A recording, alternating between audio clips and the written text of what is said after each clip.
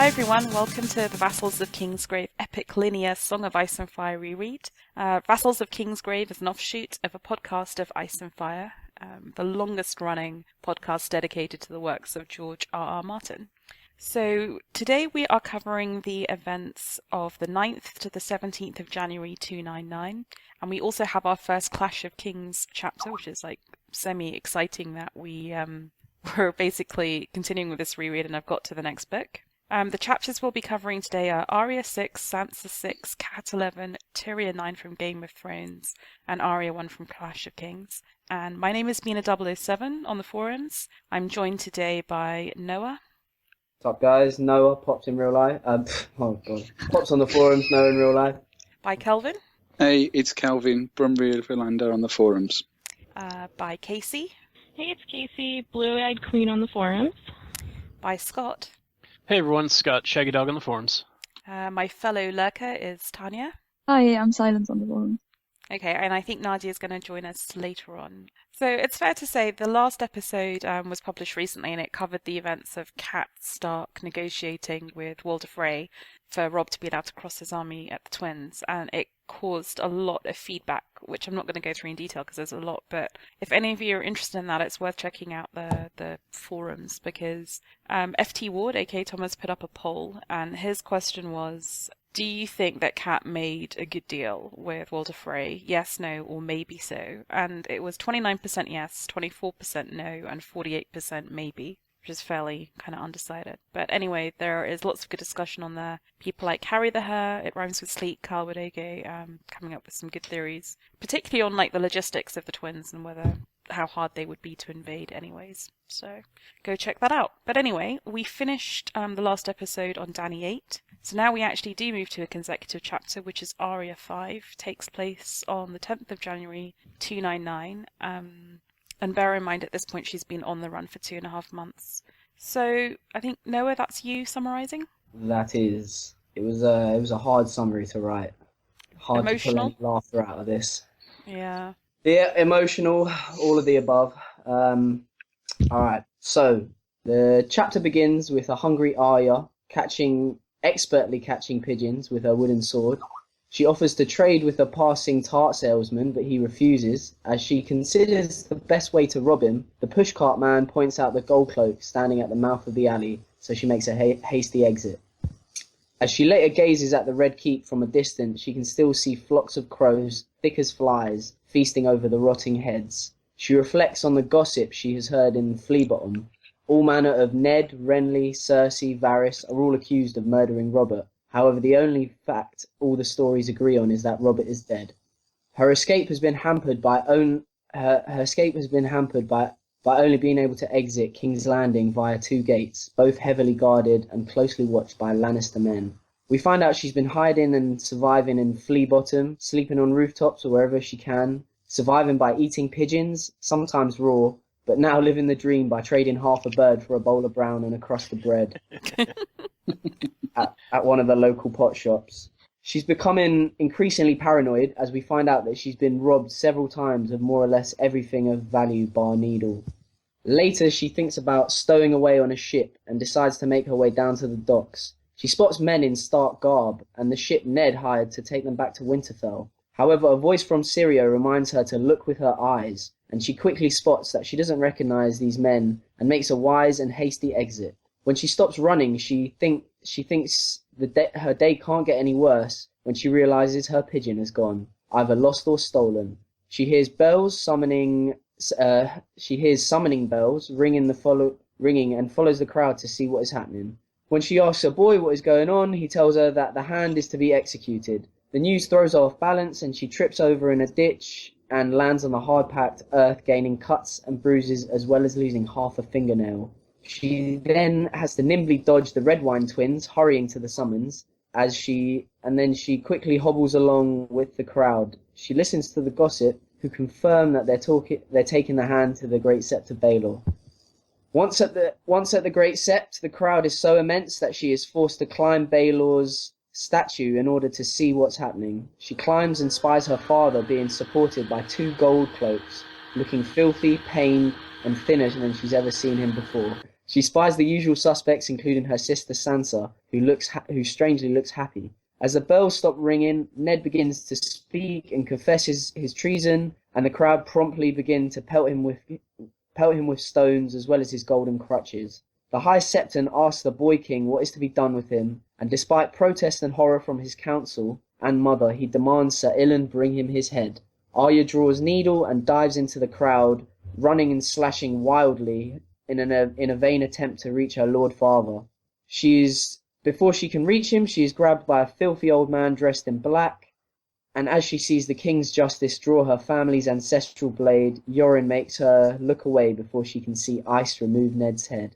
As the crowd begins to dissipate, she cries as Yoren drags her off and cuts her hair, transforming her into a boy. And that's the chapter. Aww.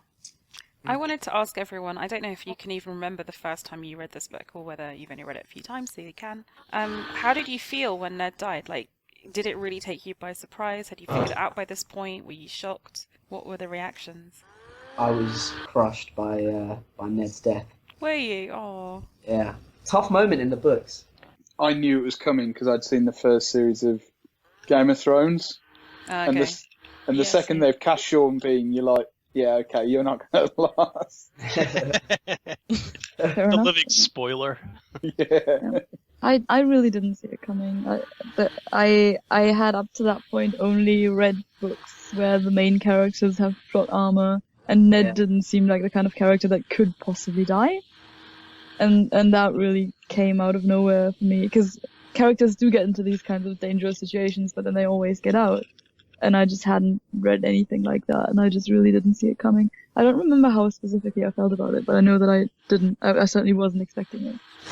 How about you, Casey? I was kind of like Bram, where I really didn't. I watched the show first, so I was pretty sad in the show, and then when I started reading the books, I feel like I just went through it pretty quickly because I knew it was happening. I knew what was going on. I was still like, it was sad, but it wasn't like I knew it was happening. And actually, on rereading it this time around, I felt more sad because I was really analyzing Arya's emotions during this whole thing, and I just felt really.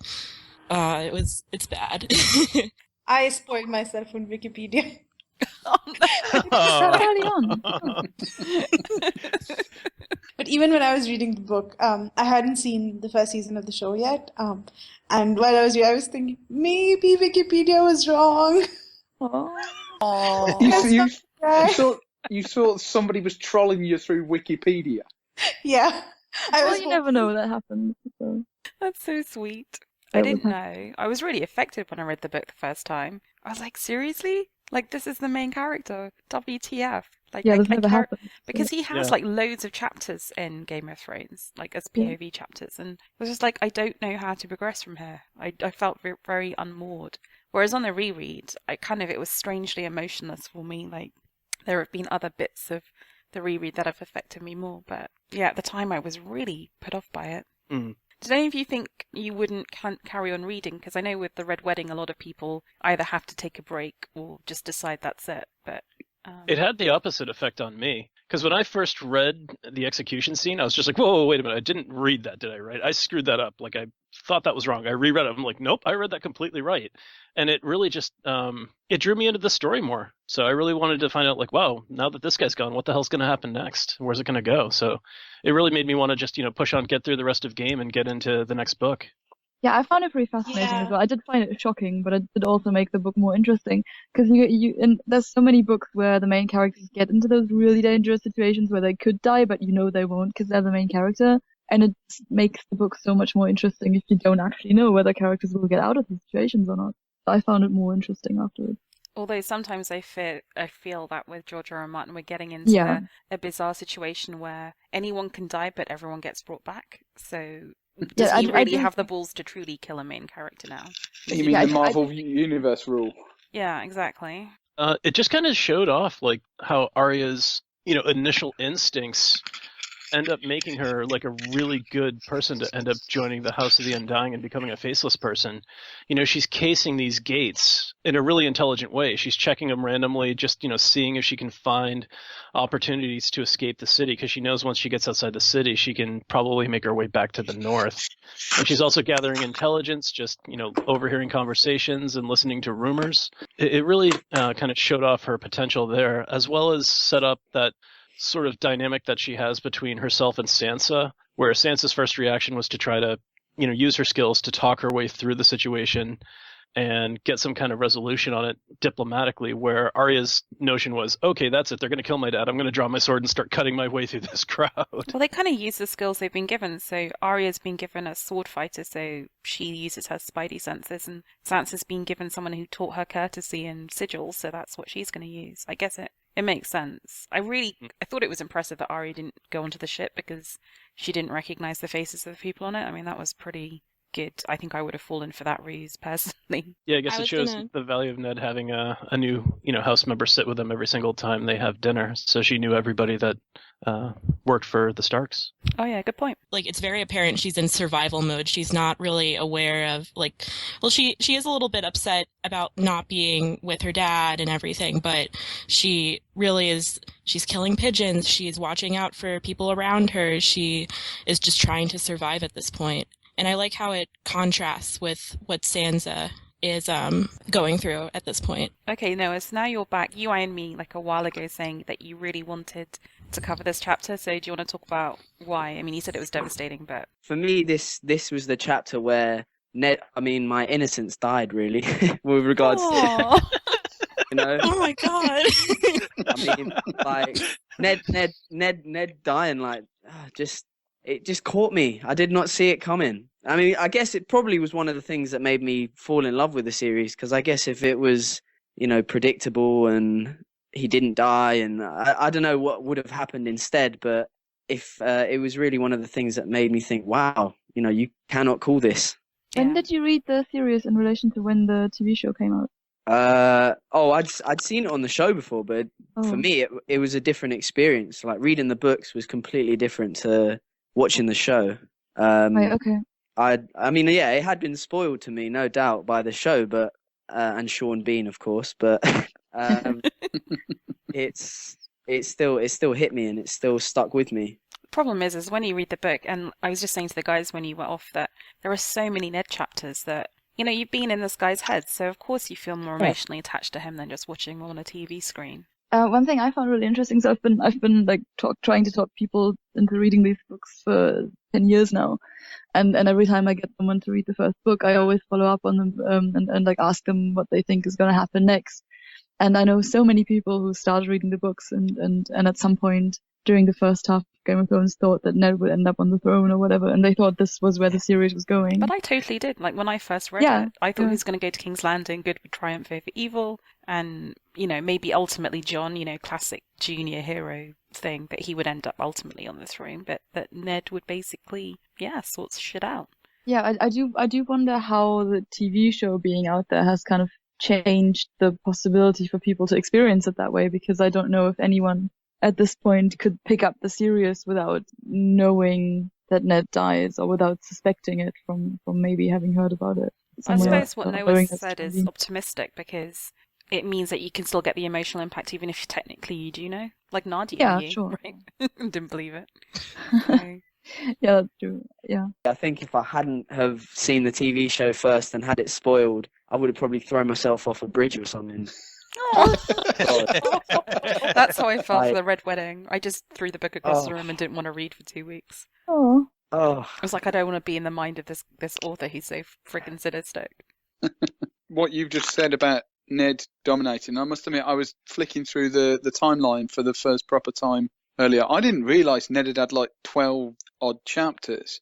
But what's going to be interesting, and this is kind of just talking about the future of the books and stuff like that, I'm sure I read somewhere that they said they're going to start paring down on the amount of point of view characters, like by killing some of them off. And they haven't done that since Game of Thrones. So it'll be interesting to see if we suddenly actually start to get stuff that we don't see coming, just purely on the basis of the fact that they're going to... So, we might have and I don't for a second think it's going to happen. We might have, a fifth of the Winds chapters being from Dany's point of view, and then they kill Dany at the end of the book.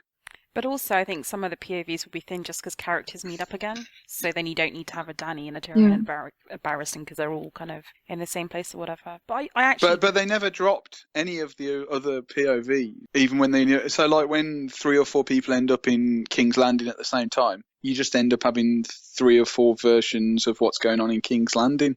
Yeah. Oh, okay. I didn't realise that. So that it has to come through death then, basically. Well, it seems to be the case. I'm happy to be corrected. I can't think of any other characters that have stopped having POVs if they're still alive. Maybe we won't get a POV from Jon if he gets resurrected.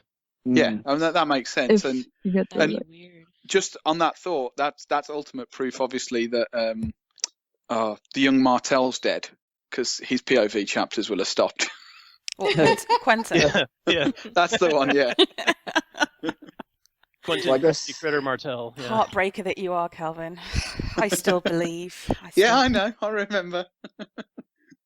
What else on this chapter, though? I mean, evidently we weren't the only people surprised that Ned died. Cersei was too, not to mention a few others. I liked the imagery of Varys running with his arms waving in the air, kind of like a frightened Muppet. Have any of you heard of the theory where Peter Baelish was the one who suggested to Joffrey that he should just execute Ned instead of sending him to the wall? Ooh, no, tell me. Because when I was reading the chapter, it mentions everyone's reaction. Like Cersei is trying to stop it, and Varys is keep saying something, and then everyone's reaction is mentioned except for Peter Baelish's, who was on the dais with everyone else.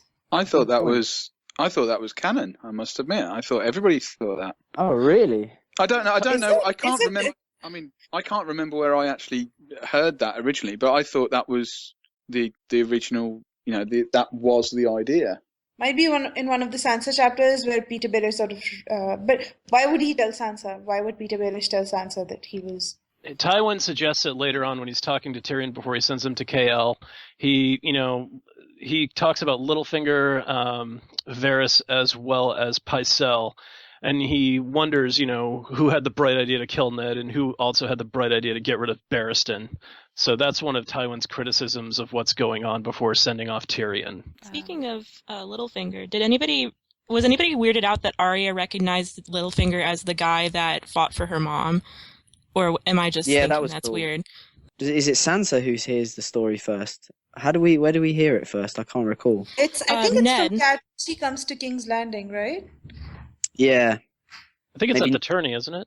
maybe Ned remembers the story. Well, Ned But how points do the out girls know? Littlefinger. How do the girls know? Like, it strikes me as weird. Like, why would? Yeah, like just by appearance. Well, it strikes me as a very Arya thing to remember that she remembers the sort of action instead of Sansa, who might remember, as opposed to a name. Oh, that guy who my uncle banged up, as opposed to, the Master of Coin. Yeah. Yeah, I was assuming that it was it's almost like one of those. It's a family legend as such. Given who they are, the Starks, in terms of the North, they are the equivalent of royalty. So it's like, it's one of those everybody knows X happened sort of thing. So they've heard it as kids from, like people discussing their parents as though they were royalty, and therefore, all she needs is a face to put to a name of somebody she's already aware of. I don't know, because Ned seems like he's kind of wanting to put the past, just leave that behind them all.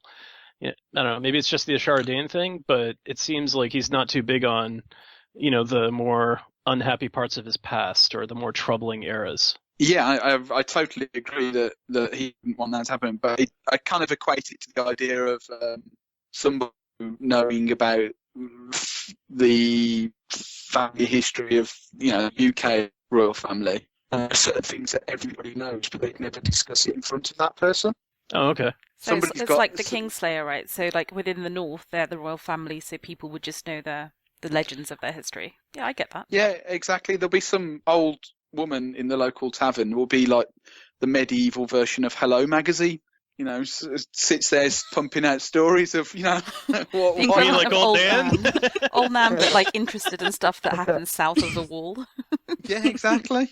Maybe Ned goes down to the crypt and, like, he places flowers on Lyanna's grave and he leaves, like, a tankard of mead, like, on his brother's grave. Hey, thanks for the wife, clink.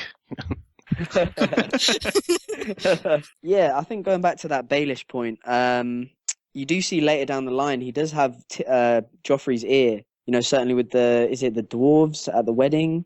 So you see that he does have some influence over Joffrey. So it could, it makes sense in my mind. Mm. I think I'm like slightly influenced by the show with how much we know about Joffrey, because in the books we really don't know much about Joffrey's character other than he's a dick. But yeah.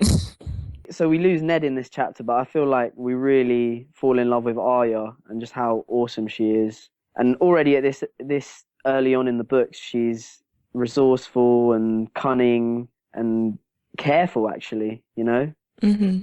Mm. She really is already. She's got so many skills that I guess she spends the next 3 or 4 books honing. I guess the thing that struck me, and I guess this is like really looking back with hindsight, is she's really hungry, and when she wants to snitch the tart, she says to herself, my dad told me that stealing's wrong and you should never steal, but I'm really hungry, so like she really starts questioning the ethics. Like, at what point does it not matter? Does morality not matter? Because I've got to live. And I think that's really interesting for a girl who, as we get through the book, starts to really do stuff that her dad would not approve of. But Yeah. like, it starts even from here. Like, she has this raw will to survive, which I kind of respect and I really admire, but she's just willing to push it beyond what I think most people would. And you see that like really early on. I'm amazed how early on you see it. Well, I think this is also where she really starts to lose any kind of gets some sort of disenfranchisement with any kind of authority figures. Yeah, indeed.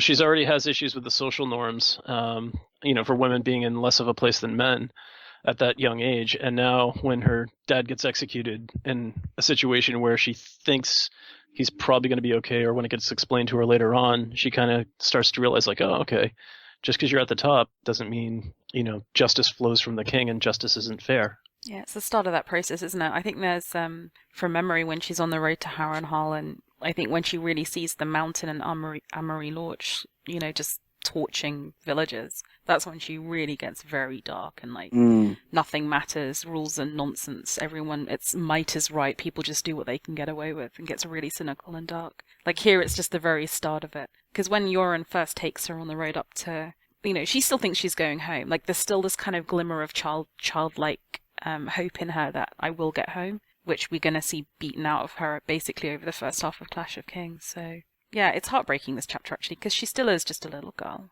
but she's got skills, which is cool. Mad skills. It was interesting with like the first reread. I was kind of like, why are these gold cloaks not looking for Arya still? And then on the reread, you realize how much time like goes by, and after 2 months, you're really not gonna probably be still like really looking for her. I must admit, I didn't realize the timescales until, I've reread the books about 5-6 times, probably more actually, but even then I didn't realize Ned was in the jail and she was around for like 2 or 3 months until I actually saw it this week referenced in the spreadsheet. I didn't quite realize how long the whole thing took. And it's amazing, right, to think that she's just been living on her own wits, just running around, flea bottom basically.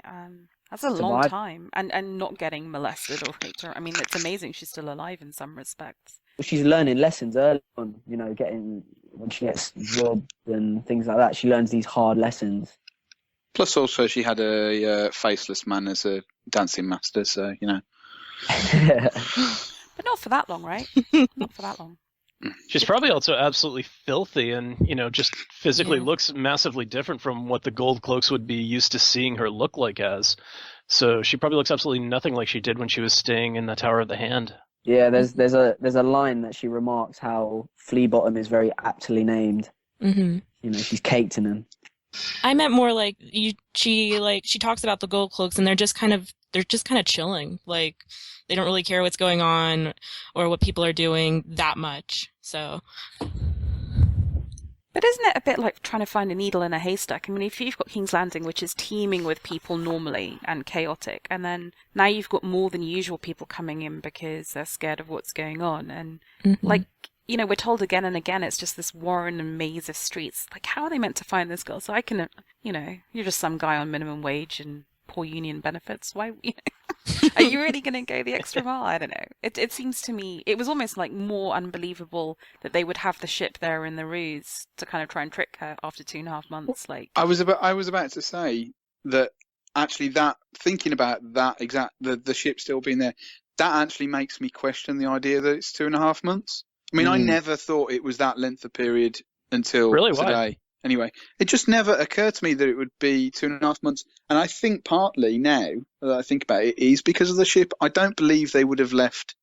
I start to say I don't believe as though this, as though I can't believe I found some non-logic in this book. But but it doesn't make sense to me that it's 2.5 months and they would have left those people there, and the whole city is still so tightly buttoned up, mainly on the basis of looking for her.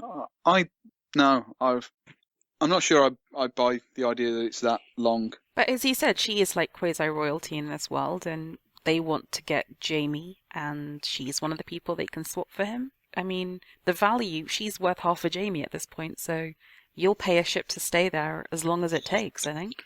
The thing I was trying to say, I wasn't expressing myself very well, was my point was I don't believe that it would have taken her 2.5 months to go and notice the ship was still there.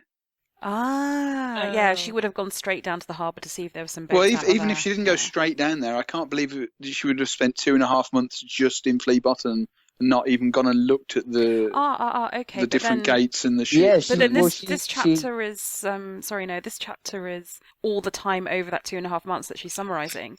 So she Oh, might have right. got it's the time between her leaving or basically being sort of run out of the castle and seeing Ned die. So she probably saw the ship like 2 weeks later, but now she's kind of like going back and recapping it.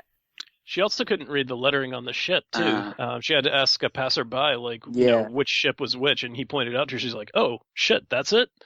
And she's like, "I can't believe it's still here." So it's just a language she doesn't have to read. My bad. I missed that, obviously. Thanks, I mean, guys. Yeah, but it's not clear though, and it like these chapters that kind of sum up events that have happened over 3 weeks or more. When we get to Dany 1 in Clash of Kings, you'll see that I've had a bit of difficulty about where to put that in a linear reread because, yeah, some of these chapters do span a lot of time, and like pinpointing when the actual events happen within it is quite tricky. She does go and check all the gates. I think there's only 2 that they're letting people out of King's Landing. Yeah. Do you how? I mean, I guess this is with hindsight and the whole fake Arya thing. But how would these guards recognize her, being, you know, just a girl? Well, I suppose. I mean, my view would be that they're probably thinking they're looking for a mini Sansa. Yeah. You know, not somebody that can act like she's a peasant. Somebody that clearly sticks out as though I'm high nobility, pretending to be a peasant. They're probably knocking on the door of merchants that they think might be sympathetic to the Stark cause and thinking one of them might be hiding her rather than actually looking in the kind of the slums. Yeah. Yeah, I would imagine that would be the more likely scenario for them to find someone who she might have confided in. Well, I'm just thinking if she tried to, leave through one of these 2 gates and get past these guards, she thinks she'll have trouble and she thinks she'll be caught, but I think that's more of just her paranoia, and she might have had a better chance than she initially thought. I'm not so sure because she witnesses the guards like looking through, crates and whatnot and things that are coming in and going out of the city, just trying to find out if anyone's being smuggled out. So possibly, but maybe not. I would think she would have a better chance, if anything, trying to stow away on one of the ships. It kind of suggests to me that all of the trade coming in and out of the port was sort of shut down. So you can come in and you can dock and you can unload your goods, but nobody's leaving at all because they don't want to take the risk of like Arya just happening to, make her way off onto a ship via stowaway. Do you think it's then just because she's on her own? If she was with somebody else or a small group, like when she becomes part of the Night Watch group, once they then go, well, we're looking for a kid on her own. and therefore, if it's okay, she's a girl. Well, she dresses as a boy, but even if she's a girl, she might be a girl of the right age. But if she's with 5 other people, say, then actually they might have just waved her through. I think they don't know if she's alone or not. And that's part of the problem that they have. Like, there might be like 1 or 2 Stark guys who lived and, they're sort of keeping her secret, or maybe there's a sympathizer within the city or something like that. And also, Barristan Selmy's gone AWOL, so he might be with her. I think their biggest problem is probably misogyny. Like, they just think she's a little girl. What would she know? Like, they will expect her to be standing on a street corner somewhere, probably crying in the dress she left in, rather than thinking she's got any kind of wits to her. I just wanted to point out that Arya is simultaneously stripped of her father and part of her identity, and that where she goes, it just really shows how much she's gone through with trauma and stuff. Mm. For every one, well, I'd say there's a lot more moments like Ned dying than obviously what we're going to come on to, the King in the North moments and things like that. And it was almost lopsided in this book, because there's, it's quite a happy book really until this moment. Yeah, for a whole bunch of characters, it kind of goes to shit at the end, right? Not least Dany. He's pretty much had a good time with Drogo until the next episode of this reread. Yeah. I should point out that at about the time of Arya 5, it's also the period where Renly has crowned himself king and married Marjorie Tyrrell. We're going to find out later on. And it's also roughly the time that Alaras from the Feast prologue begins his studies in the Citadel. So there you go. And then we're now going to move on to Sansa 6. So that's basically just skipping over Bran 7 to get to Sansa 6, which takes place on the 15th of January 299. And this is also, we're going to find out the date of the second Battle of River Run, which Robb wins. So yeah, on to, I guess this is Nadia, right? Sansa, all yours? Yes, Sansa is always mine. Okay, so in a tower room in Maegor's Holdfast, Sansa alternates between sleeping and weeping, and she's rejecting all food brought to her. She dreams of her father's death and contemplates killing herself, but cannot work up the courage.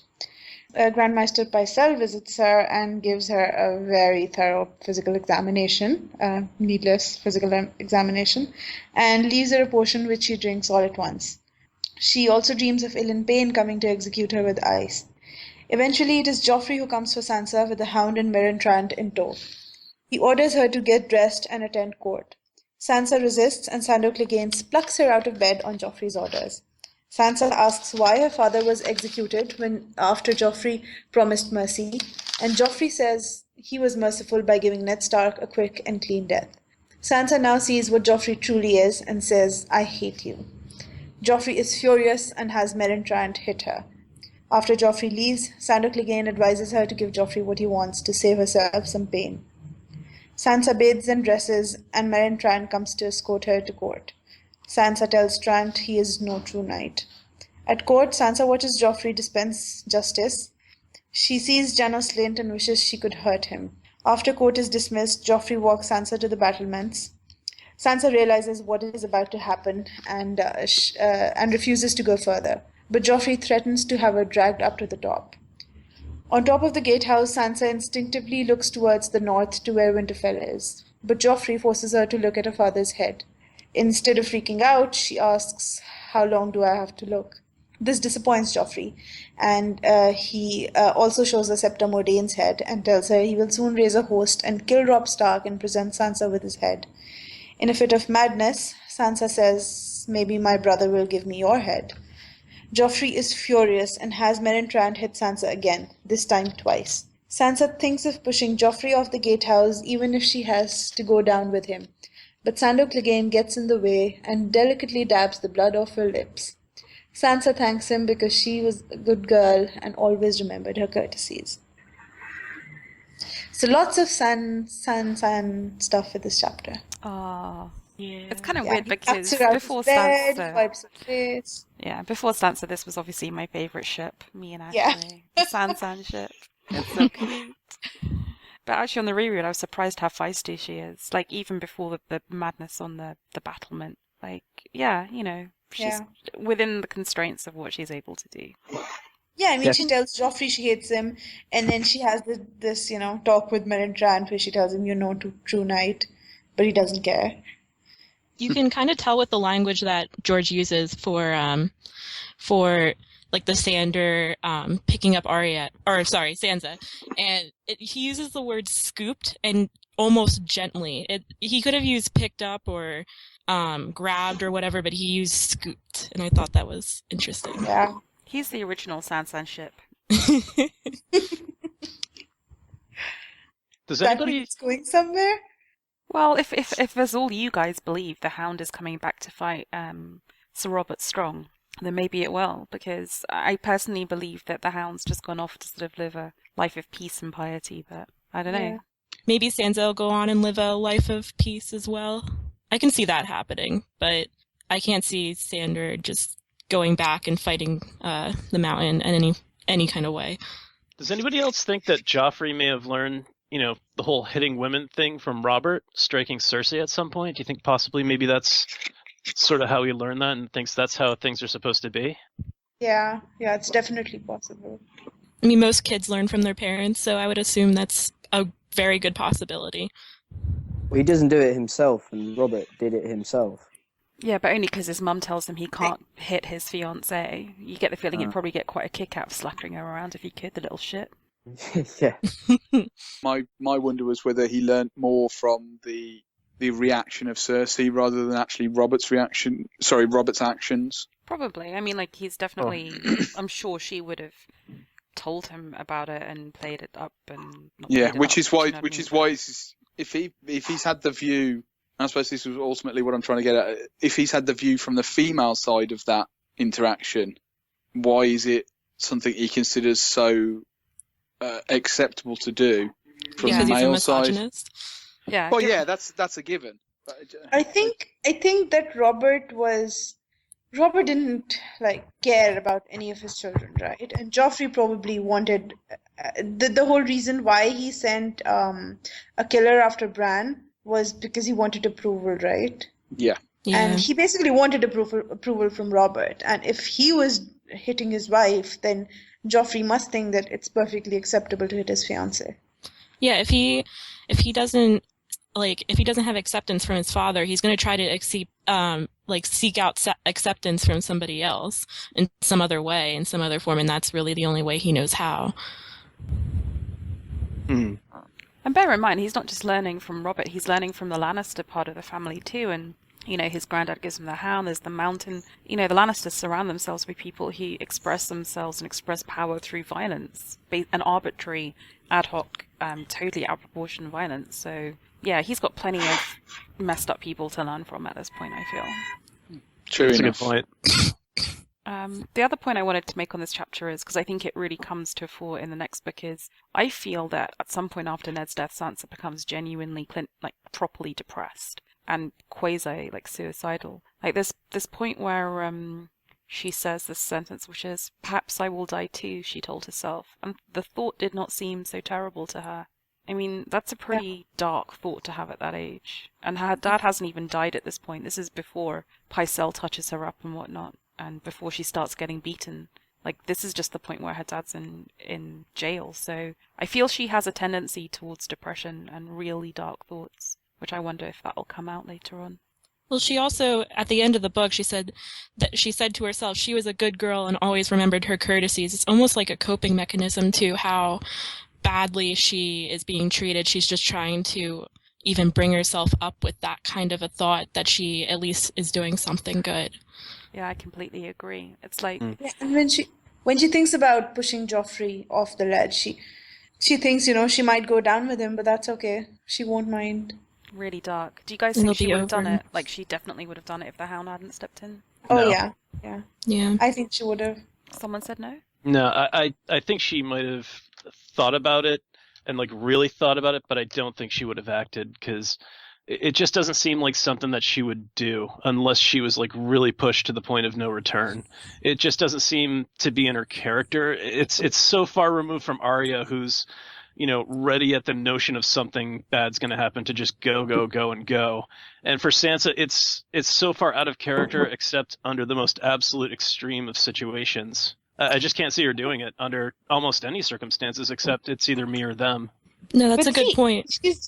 she's just watched her father die. She's just been shown she's just been shown his head. I don't know how much further you can push a person before, they start to have murdering Well, no, I thoughts. have a note here.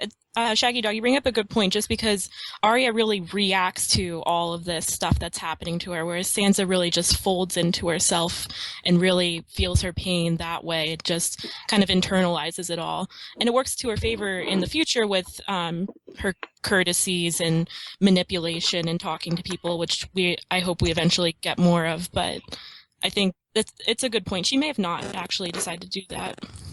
Yeah, speaking of her courtesies and how she deals with other people, I think she kind of starts a little bit trying to like feel out the situation, not necessarily from like an intelligence point, but just try to get like a new base grasp on what her station is at this point.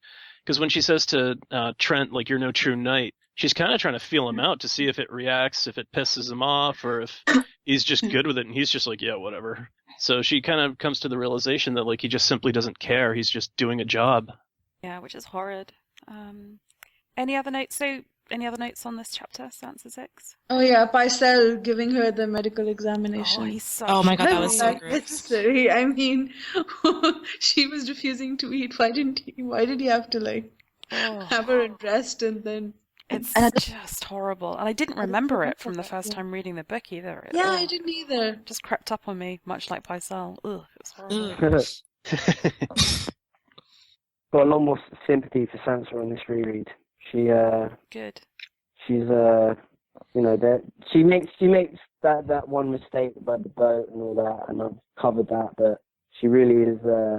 I mean, she takes the sting out of Joffrey, because I think he has her beaten to obviously get a reaction out of her and to feel some sort of creepy power, but she doesn't rise to it. She remembers her courtesies, shows a lot of strength. Absolutely. Like, I think, to sing like a little bird, as dismissive as the Hound is of it, I think takes up not to rise to things, not to give him any excuse. She doesn't give the Lannisters any excuse. She is perfectly loyal in public. She makes their life harder. She really does. And I think, it's harder to overthrow her for Marjorie when she's acting this way. And presumably still quite popular with the people because she's pretty and she's young and blah, blah, blah. So, yeah, I mean, I think she does as well as she can, given the situation she's in. There's a clear delineation point for me, when Ned dies. Pre-Ned dies Sansa, I can't stand. Yeah. Afterwards, she starts to, I still don't. And when I say pre-Ned dies, I'm including the point where, Ned's in jail and she's still not thinking about her sister, even though she's locked up. And, that bit where she goes to sleep and at the last second she goes, oh, yeah, my sister's still around somewhere. But after the point that Ned dies, she definitely becomes a different person.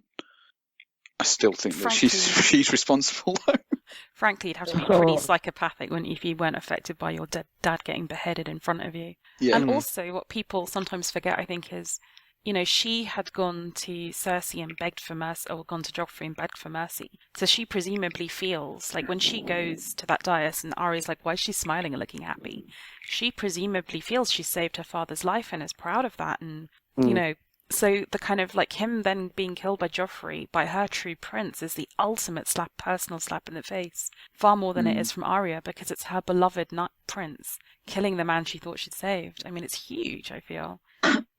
These two chapters in a row, the Arya 5 and Sansa 6, they really contrast each other in how both of them are reacting to Ned's death. Yeah, I agree. It's a real strength of the linear reread not having the Bran chapter in the middle, that you just see these two girls. Really strong when put in that way. Yeah. Okay, on to Cat 11. Get from Sansa 6 to Cat 11, we skip over Dany, Tyrion and Jon 9. And it's also worth saying I'm going to cut in a discussion we just had earlier about whether Cat 11 should come before Tyrion 9 or not. More investigations certainly needed. But anyway, back to Kelvin. Right, okay. First of all, worth saying, this is undoubtedly my favourite chapter in any of the books. And it's purely for the end. Why? Purely for the end. It's the thing for me more than anything else. It's the king in the north. chance. I mean, it is the Yeah. king in the north sort of thing. I do a lot of reading sort of thing, but that's the point that, the emotion of people sort of, oh well, perhaps it's me being a monarchist. No, I completely agree, mate. The chapter starts with Cat and all the major players from the north entering Riverrun by boat. It's a good job they were good boats, otherwise you'd have sunk the entire leadership in 2 boats. It's the first time since she left Riverrun at the end of the war to unseat the Targaryens that she's been back to Riverrun to go. As Cat enters, she notices various points about the defences of Riverrun and reflects on how her thoughts are constantly straying towards martial thoughts now. The party is met by her brother, Sir Edmure Tully, who's the heir to Riverrun, and for me, one of the best characters, or one of my favourite characters, Titus Blackwood, who led the sortie from Riverrun during the battle to rescue Edmure. We learn that Cat's father, Lord Tully, is dying, something that they'd been speculating about, but they hadn't known definitely before. Cat's led up to meet him, and he describes sitting watching the battle during the night before. He's happy that she and Rob are there, surprised as Brynden, his brother, has returned, and then has a whinge about Brynden still not marrying somebody 20 years ago. How does he not know?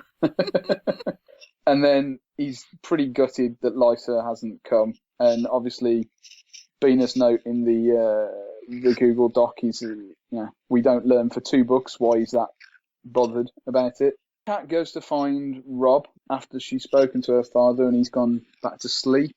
She finds Theon giving it large to the local rubes in the Great Hall, and he tells her that Rob is in the Godswood, where she finds him with all the old gods worshippers, being the Northern Lords plus the Backwoods. She thinks that she and Lysa used to get on down with Peter in the Godswood when they were kids, and she hopes that Rob's had an opportunity to do the same. We also learn, once they stop praying, as an aside, that Renly has claimed the throne, and it's not Stannis. Rob calls a summit of all the Northern and the Riverlands lords, as most of the Riverlands lords now wondering after they hear that the Battle of Riverrun has been won. Everybody sits down and everybody gets to have a view. However, before we all sit down, we discover that not only has the 2 younger sons of Lord Karstark been killed in the Whispering Wood, his oldest son, nobody knows what happened after the Battle of the Green Fork. I love the fact that this is just a little aside, but it's seeding for, 2 books down the line. This is going to become a big issue. During the War Council, everybody has their say, everybody gets a bit uptight and pernickety. It's good insight into a lot of characters and their views on things. The consensus seems to be that there's 3 options that are obvious. One is to declare for Renly, one is to declare for Stannis, and the third, being a Weasley Frey suggestion, is to look for a truce and then see who wins and whether it's worth fighting them after the fact. Rob states that actually neither of them are king, and demonstrates it's obvious that nobody even has a suggestion outside of the capital that the Lannisters' kids might be products of incest, because he still thinks that Joffrey and Tommen are legitimate heirs to the throne. Cat has an attempt to persuade everybody to go for peace, to get the girls back, but she fails, and then she totally overestimates how likely that was to come close to succeeding. Then, But again, a really good seed planted for future dumbassery. yeah, and then we have the dog's bollock bit at the end of the chapter where the Great John persuades everybody to declare for king in the north. Do you think Which is- Rob should have accepted that, or do you think he should have wound back? I mean, do you really allow some random guy like the Great John to sort of like set your foreign policy? Well, the first thing I'd say about that is he doesn't. He doesn't actually accept. It's not like he gets up and accepts fealty from everybody. You don't see that. I mean, the next chapter we see, he's the king in the north, but I wonder whether he actually accepted at all, or it was just a fait accompli. So it's like 'Cause- Pierre in War and Peace. He sort of goes to a dinner party, and when he leaves, he realizes he's engaged to be married, but he never asked the girl. Exactly. The only way he could have stopped it was to slap down the Great John instantly. But he was never going to slap down the Great John unless it was a direct challenge to him. No, but he could have said, mate, I'm really flattered. This is wonderful. I appreciate all your loyalty, and I know your family's getting killed and whatnot. But if we do this, it's irrevocable and it's escalation and loads more people are going to die. So let's not declare me king of the North. I appreciate your loyalty. Let's carry on waging wars that we're winning. Yeah. No, I don't disagree. And I actually think that this chapter, as well as being my favourite chapter, is the chapter where the dynamic of the entire war changes. Because you're not just talking about it being a rebellion of ex-lords against the throne. You're now talking about two different... Or you're not even talking about Renly claiming it, and now it's a civil war for people. Now we're talking about secessions and stuff like that, multi-parties and... Yeah. Like, there's no way back down from here. Like, when it's just a rebellion, like, if you ended up losing battles, you can go to Tywin and say, look, you killed my dad, this is bad, so we had to do this, but give me this, that, and the other, and we'll go back and pledge fealty. But once you've done this, you're so boxed in. It feels to me just like tactically, strategically, whatever, the wrong move. But others may disagree. Well, if you're talking about independent tactics and role. strategy, it's the best move you can make at the point. If you're going to do it, now's the time to do it. You've got Tywin on the ropes, and King's Landing's not doing too well. You have two armies run by House Baratheon, and Tywin's kind of encircled. He's cut off from Lannisport and Casterly Rock. So, yeah, actually, if you're going to, throw down and say, you know what, we're independent, this is the time to do it. Tactically, as far as just tactics go, you're in a really good position of strength to say the Riverlands are ours, the North is ours, fuck off. Yeah, no, we good can pull point. this. Good point. Tactically, it makes sense. I think strategically, it doesn't. Because I strategically, it just escalates it to a point where it's die, basically. I also think Rob has to be a bit careful about not losing his men's loyalty, because he is still really young and hasn't really proven himself. And if they want him to be king of the North, then he's like, yeah, nah, maybe he's more likely, like maybe he'd lose their respect because they wouldn't think that he's doing what's necessary, and they wouldn't support him as much or wouldn't be as loyal to him. So So I think turning this down is quite dangerous in terms of keeping his men loyal and motivated. So do you all think he has no choice but to accept, basically? Yeah. Yeah. All the lads are chanting. He has no choice. It's interesting as well that obviously the Riverlords declare as well, but clearly the Riverlords start declaring before they actually receive their overlords. Okay, because I mean, obviously Yeah. the assumption is that the Tullys will support the Starks, but the Tullys never actually. If you read it, Edmure never declares fealty. I mean the Blackwoods, it makes sense. The Blackwoods are Northerners in all but reality. They're like people from Northumberland, right? Yeah, well, they're the dog's bollocks, but Yeah, but considering Rob just saved Edmure's ass from being a hostage.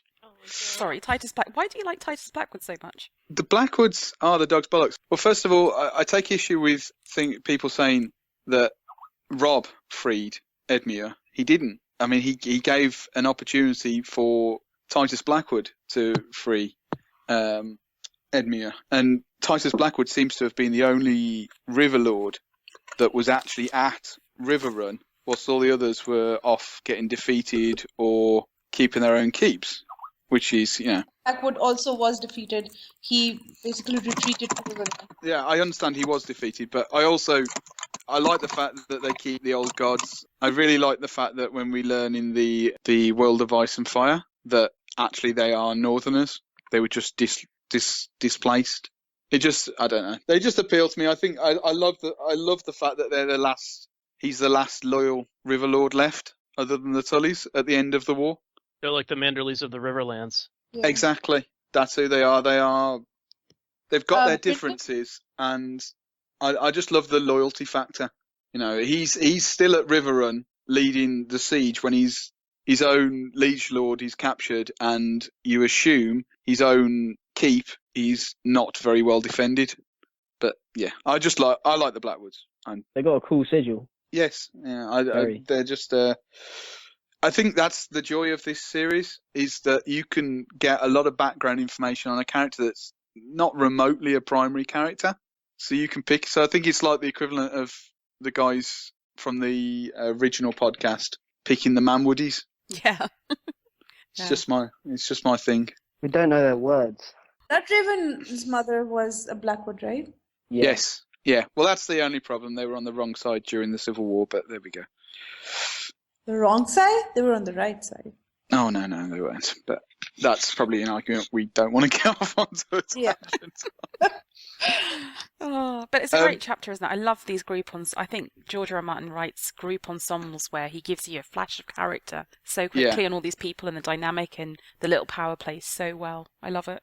It's good. Another little thing that jumped at me from the chapter, just as a complete one-liner, did anybody notice they make specific reference of the weirwood having a sad face?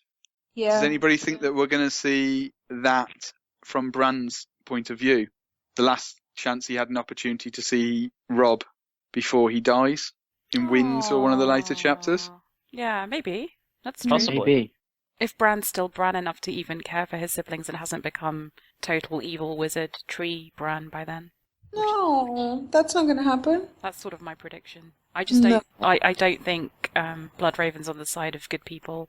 And I just think that Bran is going to end up being like a badass evil villain. But yeah, I don't think Bran's gone through enough trauma to totally just lose himself, though. Well, he became a cripple. His entire family are basically dead as far as he's concerned. Oh, that's He's true. starved. He's eaten his best You can see mate that as they're not. Jojen paste. And He doesn't know that, though. But he Not knows yet. Not yet. He knows everything else though. Yeah. I don't think the outlook is good for young Bran. Actually, Kat also blames herself for everything in this one. Yeah, I noticed that there's- too. It was your doing, Good yours, a insight. voice whispered inside her. If you had not taken it upon yourself to seize the dwarf. So she says it internally at least, without, I think it's nice because it shows self-awareness. Like, she gets such a bad rap from people, including sometimes myself. And yeah, she makes some dumb decisions, or decisions that one could argue are questionable. But at least she has the self-awareness to doubt herself. And like on the reread, she comes across as quite self-aware and astute. Like, she's quite observant. She worries about things she should worry about. I don't know. I quite like her. But she doesn't do what Sansa does, which is not just be aware of her own failings, learn and change. So she still releases Jaime after this, whereas Sansa, I don't think, would make the same mistake. Well, in this chapter, she also, and part of this is on Robb too, she also says, she would trade like every Lannister to get her two daughters back. And Robb should have been like, no, you won't be trading two Lannisters to get every Lannister to get two daughters back. Robb should have been, a little bit on the ball here and been like, you realize how valuable that guy is to Tywin, right? No, we get everything or he gets nothing. Yeah, and it's always been, I don't know if it's a weakness. I think it's kind of a strength of the books that it shows that someone who, like Kat, who always thinks of the house and house pride and doing the right thing for her family, can still put her family in huge jeopardy by doing this thing because she loves her daughters too much. And it's this lovely conflict between being rational and being emotional. And I think it's really nice and realistic that someone, on the face of it, so smart could do something that really puts her family in fear. So counterfactual history. So we learn in this chapter that Renly's become king. Counterfactual history. Declare for Renly, kill the Lannisters, get the girls, bend the knee, and fuck off home to live under a rule much the same as Robert's. Anything wrong with that? No, that was it. Sounds like a plan.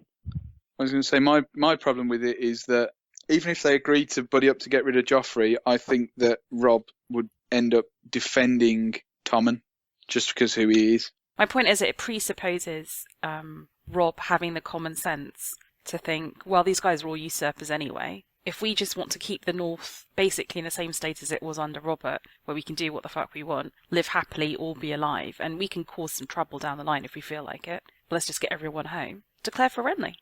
Okay. So, yeah, sorry, I get what you're saying. Sorry. Even if they had declared for Renly, Melisandre would still be around and Renly would still die, so they would have been fucked anyway. Yeah, but he didn't know that at the time. Then they could have just declared for Stannis.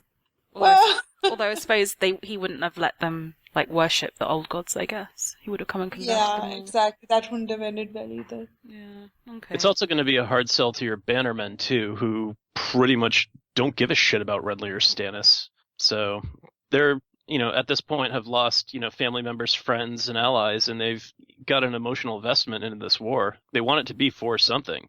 True. And, if it's, we just fought to put some other guy on the throne, great. Now we have to deal with his bullshit. But if it's fighting for one of their own, then that kind of makes it feel like it's worthwhile to them. Yeah. If it weren't for the Riverlands, I kind of think they should just retreat and just defend the North and just make that their own thing. Yep. But they have the Riverlands, so it complicates things. I was just thinking the Riverlands actually is a liability to a certain extent, isn't it? Yeah. The only thing they could do really is ally with Renly and then have him agree to pay to build a big wall to the south of the Riverlands. But, no serious politician would do that, so. The problem for Rob is that family should have given him the Riverlands on the Eyrie, and it only gives him the Riverlands. And even in the Riverlands, because Hoster's so ill, it doesn't really give him Walder Frey. So he should have had, Riverlands, Walder Frey, the Twins, the Crossing, and all the troops in the Eyrie done and won. But the stuff that he had by family wasn't as good as it should have been. I felt kind of bad for him. Mm. Any more on Cat 11? Yeah. There's this really sad part where she goes to see his father, and I think we've had a Cat remembering before that, she always used to watch out for her father whenever he used to leave, and she'd watch from the gates when he was coming back. And when she goes to her father, the first thing he says is, "I've been watching for you, Cat." Yeah. So basically, he's the one waiting for her now. It was really sad. So sad. Yeah. And also that this poor old guy is trying to make amends with Lysa for making her have the abortion, but just will die not having done that. It's kind of sad. I also like that Mark Make up Piper with in this nothing. chapter advocates for attacking Casterly Rock. That was kind of a cool move on his part. Ballsy. No one's ever done it and succeeded, but hey. Yeah, you can at least go and raid Lannisport or something. You don't actually have to go and, conquer Casterly Rock. Why has Casterly Rock never fallen? Is it that impregnable, or is just no one ever bothered? It's Maybe like a because huge rock, basically, with very few entrances, so it's very hard to take. Is Have it you- worse than Is it worse than Dragonstone? Oh, yeah. Have you seen the picture in the Worlds of Ice and Fire? No, I've got it now actually, but I still haven't opened it. I was going to say, if you open the Westerlands page, I think almost on the very first page is just a big image of Casterly Rock, and it's, put it this way, it's so big they can sail full-masted ships underneath it into an internal port. Bloody hell, that sounds fracking awesome. So Yeah, it's like a self-sustainable city, but going upwards instead of spreading out. Yeah, it's practically carved out of a mountain as opposed to being built stone by stone. Is it basically like Minas Tirith but in the sea? It's kind of like Casterly Rock of Gibraltar. Nice. We get that scene that Kat flashes back to when her and her sister were kissing Peter. It's a little weird. And was Peter 7? When this happened? Because they were talking about how Lysa was younger than Arya, and then Peter younger still. How young were they? Yeah, Arya is 9 at this point, I think. Yeah. And yeah, that's. Yeah, I mean they were When only you start- kissing. Kids. Kiss Do chase. No, they were stuff like making that. out. Yeah, but it's like kiss chase in the playground. We've all been there. Yeah. Maybe this is just a British thing. I don't know. Yeah, I'm going to go with that's a British They are thing young. too. No, Yeah, I mean, doesn't. there's you do get boys and girls being friends, and then they will kiss and stuff like. I think it's more an experimental thing rather than a sort of a romantic thing as such. But Well, that's it's how Kat thinks of it, but Lysa's a little bit different. it's just the point I'm trying to make is that it's not. It is something that actually happens as opposed to them trying to slightly age up everybody in the book. Mm-hmm. More on anything else? They're kicking it off. It's true, actually. As much as I read on the show now, when that scene, I think the show did it so well. Yeah. And when they all start declaring for him, I had chills. To me, that's second Yeah. only to fourth Aelingus in Lord of the Rings. That's It's just the alliteration works so well. It's just a great scene. It's a great rallying cry. So I think Mm. it works much better than the King in the West or the King in the East. It's it is just. I must admit, it's the bit that got me the TV series and then got me to the books. It's just. yeah. I It's think that. it's- The only other thing that's as good as that is when all the clansmen are shouting "Northman" or sort of, Halfman. Halfman, Man. Halfman. Yeah. Oh. Is it? Did he write it in all caps in the book? Or is that just my copy? I think it is in all caps. Because I can just imagine George writing it and just sort of just standing up and cheering at the end of it. Oh, It's the so last excited. sentence, so it's they say it 3 times at the end of the chapter, and then it's the last one is in full caps. So it's just put it this way: I'm a Riverlander and I'm following the King in the North. Brilliant. I'm a dirty southerner and I'm following the King in the North. Okay, on to Arya. Did anybody else think it was weird to just like keep reading Game of Thrones and then go all the way to another book, like, and not finish it? I thought it was weird. It's quite strange. It never occurred to me, I must admit, that they were so dramatically out of order in terms of chronology. Yeah. I guess George wanted to leave Game off with as many cliffhangers for characters as possible. Mm-hmm. So if oh yeah, Arya makes it outside the city, she's not doing too bad, then alright, it's not so bad, but... I mean, in a sense, because, I mean, I do like the linear thing, but when you get to the way he ends it with Dany and the dragons, like, there's no other way he could have ended this book. There's no stronger ending, so I get why he did it. But he doesn't really leave any cliffhangers, does he? I mean, in Kat's chapter, Robb becomes king in the north. And then in Dany's chapter, she manages to hatch dragons. In Sansa's chapter is, it's neither a cliffhanger nor sort of an awesome ending. But in Arya, she manages to get away from King's Landing. So all of them have sort of like an end point to the previous part of the story. Well, he ends with a ton of climax, but then there's no fall, like in a... Okay, guys, so after Arya, not Arya 5, after Cat 11, which is also the day of the Battle of Green Fork, apparently, but see early discussion on timing, we then move to the first Arya chapter from Clash of Kings, which apparently happens on the 17th of January 299. So basically, not in the next episode, which is tons of Dany, but the one following, which is the first one of Clash of Kings, where everybody's seeing the comment. I would like to appeal to any vassal who knows anything about comets and how they operate to come on or message us or send us a note and explain how comets work and how you can see them for like 3 months running. So with that, I'll hand over to Casey for Arya 1 Clash of Kings. Woohoo! Woo! All right. I do know a little bit about comments, but I guess I'll just comment Tell about me now, that. then. Tell me now. Yeah, I want to know. No, well, I don't know about the whole 3 months thing. It would probably have to do with something about how the view, like where it is and like how far away it is, it just doesn't move as fast in the sky, I guess. But the tail that you get is it's near some kind of heat. Okay, so you can but see them for long stretches then, because it's the tail thing. It really depends, because what people think of comets as like the flashes of lights, but those are there's a difference between that and meteors, which is literally just flashes. Comets you can see for longer periods of time because they're further away, so they're not burning up in Earth or anything like that. So you can see them kind of go through our line of view of what we're seeing of the night sky. Cool. Maybe it's like a slow-moving comet. It could just very well be because of the distance, because the Earth, for it to stay in that long of a position, it has to move with the Earth moving around, or Planetos moving around the sun or whatever it's revolving around. So, but that's getting very sciencey there. So I don't know how much like science he's putting into this type of thing. I know there's the whole theory that the like orbit of Planetos is a little off because the moon was broken off, of course, so that's why they have weird seasons and stuff like that. But yeah. Oh, is that White Raven's dragons hatching out of the moon? Yeah. Theory? Panspermia. Okay.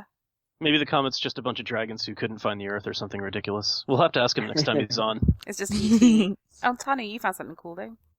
Yeah, so there's this website, earthsky.org, where there's an article about some comets, and it says that usually they have short periods of visibility, but there was one in 1811 that was visible for 9 months, and then there was the Hale-Bopp comet in, doesn't say which year, that was visible for 18 months. Okay. So that this is totally apparently plausible. very rare, but possible. Yeah. Cool. Okay. Well, How long was the one in the book visible? There are still, like, I've been doing a bit of Clash reading, and there are still people in March talking about seeing it, so 3 months maybe. Right. But yeah, so a couple of months would be very unlikely and seems to happen. Like, this seems to have never happened before, like 18 months. Not that it was recorded, at least. So it seems to be very rare, but possible. Anyway, sorry, Casey, back to the chapter summary. Yeah, sure. All right, so I tried to make it a little bit funny because I felt like especially the Sansa and Arya chapter before were just very, very sad. So I tried to make it a little funny, but bear with me. So Arya is on the road with Yoren and the other Night's Watch recruits. She already acquires yet another appearance-based nickname, this time Lumpyhead. She then recounts to when Yoren cut off her hair after Ned's beheading, where he explains that she's now Ari the orphan boy. So as Ned is stripped of his life, so is Arya of her identity. Yoren, Ari, and the Night's Watch crew easily gets out of King's Landing, and instead of dwelling on her sister stuck at King's Landing, she thinks on the bright side of getting back to Winterfell. The flashback ends, and we get our first glimpse of Hot Pie and the other orphans, who openly speculate about her sword and tease her about it. Arya starts to get angry, but Arya's only chance of a love interest, the Bull, who we later find out is Gendry, steps in and tells them to stop. This doesn't really help, and Arya beats up Hot Pie to show how much he really is a little bitch. So badly that Hot Pie makes like his name and shits himself. Sorry. Oh, and yet another contender for episode title. I'm sorry, what sort of pies do you have? The shit And you kind. guys think we're weird. Hey, Patrick. Guys, Hey. so Patrick the Tool has joined us, people. Okay, sorry, Casey. No, it's fine. Yoren separates the two. It takes Arya away from the group and whips her as punishment. He tells her to grow a pair and to not take out her anger on them. We learn here that Ned was not supposed to die, and Joffrey is the one that went against the plan. They continue on, and as they sleep that night, Arya stares up at the red comet and dreams of her home and family, and especially Jon. And that's it. Short. Maybe she chapter. could have named an Ari, because I feel like if your name is Arya and people are looking for you and you don't want to be found, I don't know if Ari is the most subtle name to go with. 10 out of 10 for stealth. But isn't she supposed to be like a boy right now? Yeah. Yeah, and Harry isn't like Harry? Yeah. Like Harry, so I don't know. Harry and Arya isn't necessarily the same. She could have at least turned it into like Aaron or something along those lines. Yeah. I thought, I don't know. Well, also, just it's not imagine forgettable. Someone talks to Yoren and is like, so, hey, who's that kid? And he's like, oh, that's Ari. You could, like, mishear that for Arya or whatever. I don't know. It just seems unnecessary. It seems like it would have been better to pick a name that sounds a bit more Like John or different, Gendry just in or case. something. Yeah. Yeah. So was it Varys? Yeah, but if someone calls her that name, she'll recognize it. Yeah, I suppose it could explain why she would look up if someone said Arya, and then she'd have an excuse. Yeah, but my name's Ari, and it sounds kind of familiar. I doubt it was that involved, but yeah. Was it Varys who told Yoren he would take Ned to the Night's Watch? Yeah, I because don't that's think- why he was there. I don't think we find that out explicitly, but I think it can be assumed. He's the only one that during the other Arya chapter that seemed very like, oh my god, I don't like this. What's going on? And then my second question on this chapter was, what was Varys' motivation to get Gendry out? Is it just having proof of black-haired kids, or what? yeah, I think so. I think it's honestly to keep some clue that could be dug up at the opportune moment. Also, if the whole Targaryen thing doesn't work out, Ned noticed that Gendry looks exactly like Robert did at that age. So maybe he could just, prop him up as a puppet, claimant to the throne. I just wanted to point out that I know with our comment explanation earlier that it was just weird to see it here without much discussion of it. I feel like at the end of Game of Thrones we get a little bit more oh, the red comment's here and it's so weird. It's just stated here she just looks at the red comment without any no big deal. But there was a lot of more people talking about it before her in the actual order that you're supposed to go in. Yeah, I guess that's the disadvantage. It's just out of the blue at this point. Mm-hmm. Yeah, and she's also kind of like a kid, and her dad's just dead, and I think priorities kind of say to her that she's not really that. I mean, she doesn't even know that what it's about, like that it has some sort of purpose. So she might just have like said, "Okay, that's a comment. Fair enough. Done." Also, do we have any other Arya Gendry shippers, or is it just me? I wasn't an Arya Gendry shipper What? until the show when Gendry became hot. Yeah, I also saw that before reading this. So yeah. I must admit, I'm the same. I didn't even read that into that relationship until the show brought it along. Then again, I'm also the person that didn't even notice that Renly was gay. I didn't know that Renly was gay on the first read, so. Oh no, I only I'm noticed talking like I didn't know it on the third or fourth read. I think a podcast pointed it out to me. I don't think I noticed that until sometime whenever Jamie and Loras have their talk. Then I kind of understood that was going on. Yeah. Yeah, I'm not even sure I spotted it then. It was weird because I knew the Blackfish was gay, so it was just odd. Yeah, I don't know. Oh, why. I definitely didn't see that. Really? My gaydar obviously does not work. You just thought he was a confirmed bachelor. Okay. Well, there is one thing. Sorry, just before we move on, it just occurred to me that you get a lot of people complain later on when they wander around the Riverlands a lot in Feast. Have you seen my sister? Sorry, what? Yeah. Yes, yeah. However, this is the start of a hell of a long period of Arya wandering around the Riverlands. And nobody seems to criticise that. I mean, No, people do, to a especially large when she's like brought so close to her family at certain points and then is taken away again. Like, not maybe criticised, but frustrated because it's quite teasing, isn't it, that she gets so close and yet is so far. But that's different, isn't it? I mean, the frustration versus criticism. But it is effectively, they almost wander around almost on the same roads, just like 6 months apart. Well, maybe the frustration is that we've been there before, so we've seen this wandering Riverland stuff, so we don't need to see it again. Yeah. It's also, it just felt to me like when it was happening with Brienne, but this is for later, that George didn't really know why they were wandering around. It's a little bit like the start of Lord of the Rings, where it takes the hobbits a long time to get out of the Shire, because we now know that Tolkien was figuring out what to do, and you do get a little bit that sense with Brienne. Maybe it's just me. Brienne's actively searching the Riverlands for her. She's not just, randomly marching around aimlessly. She's actively searching. It's like the ultimate needle in the haystack. I mean, what are the chances? But the search wasn't sorry, yeah. We're about to get off on a tangent about Feast, but the search, for me, is actually more about giving you history of the Riverlands. I mean, stuff like the Darklings coming up and, like the Defiance of Duskendale and stuff like that. Stuff that they really flesh out by the time you get to the Worlds book and stuff like that. It's totally, I mean, it's for me, it's the stuff I almost love more than anything else. It's just it's the fake history invention that I love. But I mean, that's the point with Feast dance in general, because in dance you have it with Essos, with Tyrion's wanderings, that the balance between the narrative momentum and the world building somehow gets a little bit out of whack for some people, because it's too much in the world building, whereas it had been very nicely in balance before. And that a lot of that was just, it was great. And once you've read it once and you know what happens, you're happy to kind of indulge in that. But at the time, it's just, come on, just wind up the plot. So I think it depends on your taste. I wonder then, and like what your ideal balance between narrative and world building is, I think. I was going to say maybe, and this is maybe from some of the people like myself that only got into the books after at least the first series started. Maybe it comes down to a certain extent how long you waited for the books, as it were. Yes, I think so. I didn't have I don't know whether somebody like Casey, did you have a wait at all, or did you just have all 5 books to read? Because I had all 5 books to read, and therefore I didn't feel I was I wasn't bothered about the slowness.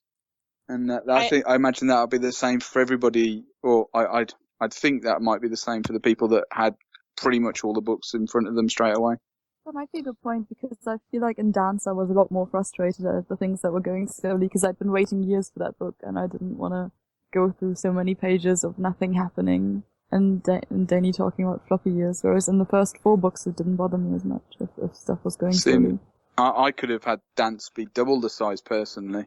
I could have had Tyrion take 3 times as long just to get anywhere. So. Are you serious? Well, no, I think I think for me the other thing is also that I do generally quite like taking my time reading and don't usually mind books that are kind of a bit slow and I don't mind all the word building. But one of the differences here is that I'm involved in the fandom and want to podcast about these things. So in a way, I feel like if I read these books, if I read Dance at my own pace, I wouldn't have been able to be as involved in the fandom and everything. And I also have to read the next book faster than I want to because I want to be there for the discussions. So that's a bit frustrating to me as well that I can't really read it at my own pace. And I think the more world building there is, the more I like to spread it out if I'm reading it. Oh, that's a fair point. Compatible with like podcasting about it and stuff. So, yeah. I think a lot of the world building stuff you pick up on a reread, and you kind of pull together some of the more significances.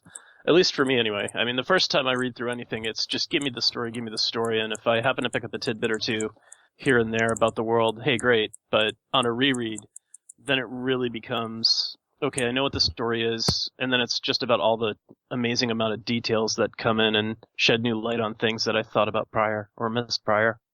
Yeah, I guess we're not in as much of a hurry now with the reread because we know what's happening anyway, so we don't need the books to move quickly. Yeah, exactly. Yeah, reading these on my own, even 3 or 4 times, there's a lot of stuff I would never pick up on because it's just obviously not how my mind works. Listening to podcasts, being on the forums and stuff, I've picked up so much stuff that's deliberately in there to link to something else. But actually, if you don't pick up on it, it doesn't matter to the story. I never would have picked up on, and the stuff I'm picking up on, it is the history stuff that I really enjoy. So.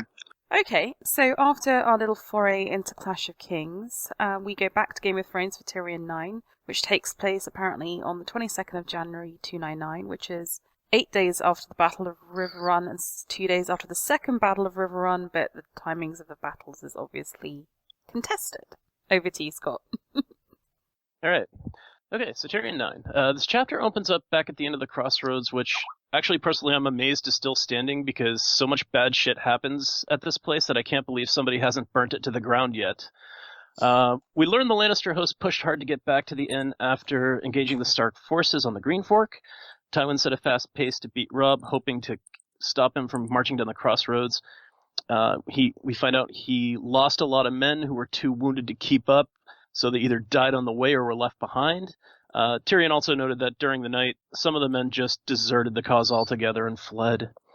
Unfortunately, the fast pace was all for nothing as Robb had already made his way to Riverrun days ago. So, way to go there, Tywin. You lost a bunch of guys for absolutely nothing. But right now, they're sitting in the main common hall of the inn, and Tywin's discussing things over with his war council. And his war council consists of Sir Harys Swift, his brother Sir Kevin Lannister, motivational speaker Sir Gregor Clegane, Sir Flemix Brax, Lord Lefford, Sir Adam Marbrand, and Tyrion Lannister, who I want to point out at this point has won just as many battles as his older brother. So at least Tywin has one son he can be proud of for not getting captured in this war. They're hearing reports from a survivor from what basically amounts to the slaughter outside of Riverrun, and Tywin is absolutely none too happy with what he's hearing, finding out that his eldest son, Jaime, has been taken as captive. And we get a really nice breakdown of the tactics that were involved. Essentially, Jaime, upon arrival, split his host into 3 camps to lay siege to Riverrun. And this is a tactical necessity, as Kevin Lannister points out, due to the geographical nature of the castle and its natural defenses. The castle itself sits on a peninsula with 2 rivers making 2 sides of the triangle, and whenever they come under threat, the Tullys can open up gates, redirecting water to make a full moat on the 3rd side and turning the castle into an island. So absolutely out of necessity, Jaime had to split his forces into 3 camps. So it doesn't actually look like Jaime made any tactical mistakes doing this. It also looks like that Jaime ended up having poor intel as they expected the Stark host to be east of the Green Fork and marching south, where Tywin engaged them. So this shows that Robb's trick of splitting his forces worked out pretty well. And in addition, Theon picking off some of the ravens that fled from the twins may have also played a role in preventing valuable intel from reaching the Lannisters. Not to mention it may be the reason why Cat making the deal to wed Robb off is really, really paying off, and we see the dividends in this chapter. The intel was also further limited as Lannister outriders had been vanishing, which was assumed initially to be the work of Mark Piper, who had been just harassing their supply lines. And when Sir Gregor hears this, he shows his skills off as a motivational speaker, suggesting taking the eyes out of the scouts that failed to notice the Stark forces approaching and handing them over to the next guy who goes out looking, suggesting that 4 eyes might serve better than 2. And letting him know that if he doesn't notice anything, then the next guy's going to have 6 eyes. The attack on the Lannister forces ended up happening during the night, starting in the northern camp, where the Blackflesh led the attack, took out the sentries in the palisades, cleared the way out for the rest of the Stark forces. And this gave the northern host the element of surprise. So basically, by the time the rest of the camps were able to muster, the Northerners had taken out that one part of the camp. And Lord Brax actually ordered men to the rafts to start crossing the river and to help out the guys on the other side. And this is actually when the Tully forces within the castle started to launch catapults. And the Craycall men states that he saw boulders hitting the rafts, smashing them to pieces, while others were flipped over. And Sir Flemett Brax, who is the son, is sitting there at the table asking about his father and what became of him. And I kind of feel bad for the Craycall man because this is when he sort of has to let him know that, hey, wearing plate mail armor, that really doesn't work out great as a life preserver when you're crossing a river. So, whoops. Robb then sent in other men from the other side to sweep through the camp between the rivers as well. And this force was composed of the Malisters and the Umbers, and it was led by Robb and his unholy hellbeast Greywind that basically tore through men and horses.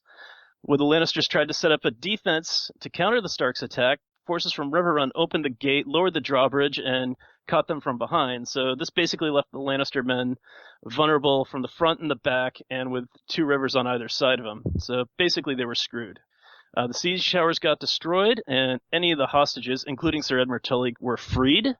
And the southern camp actually had a good idea. Sir Foyley Prester decided that getting killed was a bad idea and started taking off. And unfortunately, the Tyroshi Sellsword Company that got hired, that, by the way, Kevin warned Jaime not to trust, switched sides and laid waste to those forces. So, bottom line is, the army led by Jaime Lannister is defeated, disbanded, and completely a non-factor for the rest of the war.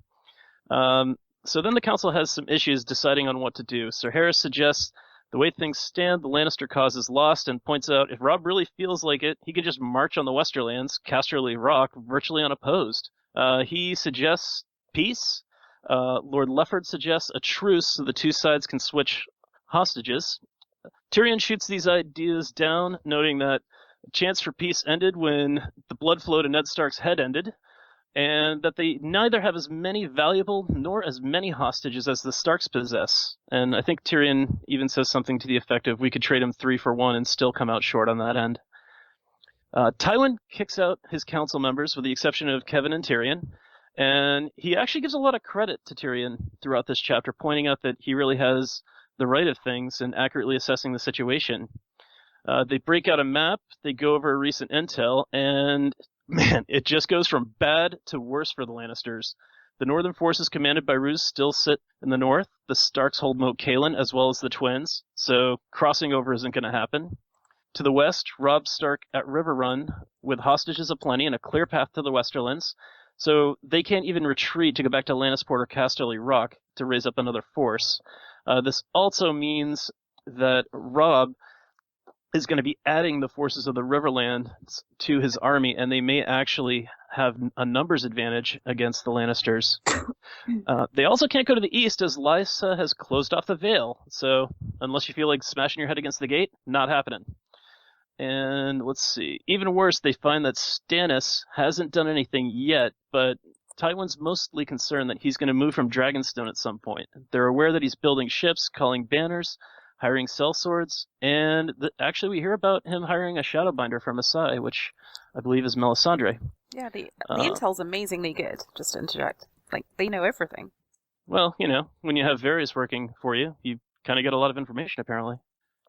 And yeah, so this means Tywin's initial plan of, riding out, taking care of Robb's forces quickly, and then focusing on Stannis has basically gone to shit.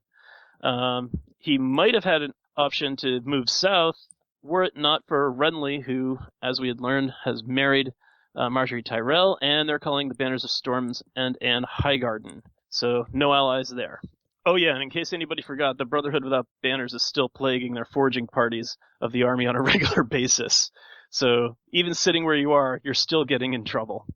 Tywin decides that, hey, look at Harrenhal. It's a much better defensible position than, an inn. So they decide they're going to go there. They're going to send off the mountain to set things ablaze and raid the land along the way. He's also going with Armory Lorch and Vargo Hoat. We also get a wonderful bit of royal decrees and commands from Cersei, who commands Tywin to return to King's Landing with the Lannister army. And Tywin is absolutely having, she specifically says she wants him to return, and Tywin, having absolutely none of that, is going to send Tyrion and a bunch of mountain clansmen with him instead, because, that's good enough in his book. Tyrion's basically to go to King's Landing and rule as acting hand of the king, while Tyrion remains in the field with his army. And Tywin is absolutely pissed at what has transpired at the capital, and he wants Tyrion just to set things to right before Joffrey and his daughter just cause the downfall of all of them. Tywin's upset that because of the poor advice that was given to Joffrey, Ned is dead, and he's actually outright wonders which member on the council it was, whether it was Littlefinger, Pycelle, or Varys. He's also pissed that they dismissed Sir Barristan and promoted the Hound, and he's absolutely disgusted that Janos Slynt has been raised to the level of Lord of Harrenhal, as the man was just lowly born butcher's boy. Snob. And in Tywin's... anyway, this Tyrion ends with Tyrion asking why he's being sent to the capital to sort things out, and Tyrion replies with, "You are my son," which Tyrion takes to mean that his father has given up on saving his other son, Jaime. And the chapter ends with Tywin explicitly telling Tyrion not to bring his whore to court, and then Tyrion just basically going upstairs into his room, crawling into bed with Shay and telling her, hey, let's go to King's Landing. But he should have listened to Tywin. He should have listened to Tywin. Taking Shay to King's Landing did not work out well for him. No. No, because of Tywin. It's because of Tywin that she was unfaithful to him. I mean... Yeah. Do you think that Tyrion's Should a have little listened bit... to Tywin. Well, Tywin wasn't gonna wrong. come and fuck you up. Yeah. We could have just said that right away then. Tyrion, don't take her to King's Landing, because if I find her in King's Landing, I will fuck her. Do you think that Tyrion's a little bit, the technical term is oppositional defiant, where he just hears something that Tywin says not to do, and he's like, well, whatever, I'm going to do that just because you said not to? I don't know, I kind of feel like Tywin would have learned some reverse psychology and used it against Tyrion if that was the case. Yeah, I don't necessarily think Tyrion does that. I think he just does whatever he wants to do regardless of what people say, but I don't think he would at this point necessarily do something just because Tywin told him not to. Also, Tyrion's lived a pretty much privileged life, so I don't really think he considers consequences too much before doing some things. And this seems like a rather minor thing that he can just, sort of get away with on the side without really suffering any big consequences. I don't think it's until later on that he starts realizing, oh man, it was a bad idea. Noah. Yeah, I think I was more thinking about Stannis in this chapter, and it's the first mention of kind of Melisandre, isn't it, from a Shy? It is. And I mean, how do you reckon she winkles her way in there? Does she use some spell or just Sex. get naked and Yeah. Is that it? Basically, Big Red Ruby that glamours herself young and sexy.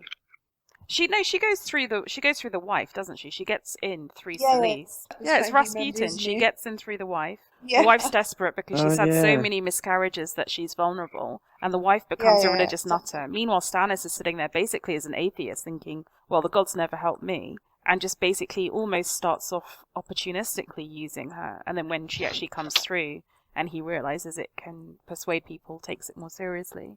So he's very cool and calculating about it.